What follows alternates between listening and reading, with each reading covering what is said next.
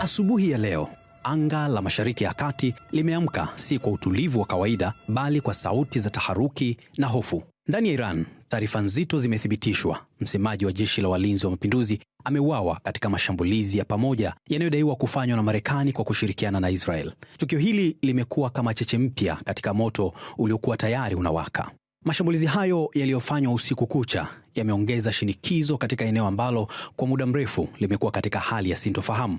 Ripoti zinaeleza kwamba miundombinu muhimu, hasa inayohusiana na nishati, imeathirika kwa kiwango kikubwa, ikiashiria hatari si tu kwa usalama wa eneo hilo, bali pia kwa uchumi wa dunia. Katika mji mkuu wa Tehran, hali imeendelea kuwa ya wasiwasi, huku serikali ikijibu mashambulizi hayo kwa hatua za kulipiza kisasi. Lakini kinachoongeza ugumu zaidi ni ukosefu wa mawasiliano, huduma ya intaneti ikiwa imeripotiwa kukatika kwa takriban siku 21, jambo linalothibitishwa na NetBlocks. Wananchi wengi wanabaki gizani wakikosa taarifa kamili za kinachoendelea. Hali hii inakuwa ya kipekee zaidi kwa sababu inakuja wakati ambapo wa Iran walipaswa kuwa katika sherehe za Nowruz, mwaka mpya wa Kiajemi. Badala ya shangwe na matumaini mapya, sauti za milipuko na taharuki zimechukua nafasi ya vicheko na mikusanyiko ya kifamilia.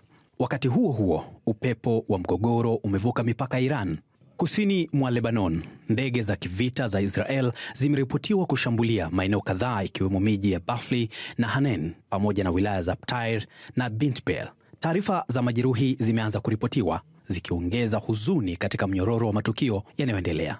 Kwa ujumla, siku hii imeacha picha nzito ya eneo linalozidi kusukumwa katika mzunguko hatari wa mashambulizi na kulibizana kisasi. Katikati ya mvutano huu, raia wa kawaida wanabeba mzigo mkubwa zaidi, wakikabiliana na hofu, kukosekana kwa uhakika na maisha yanayozidi kuwa mbali na utulivu waliozoea. Faraja Samo, Azam News.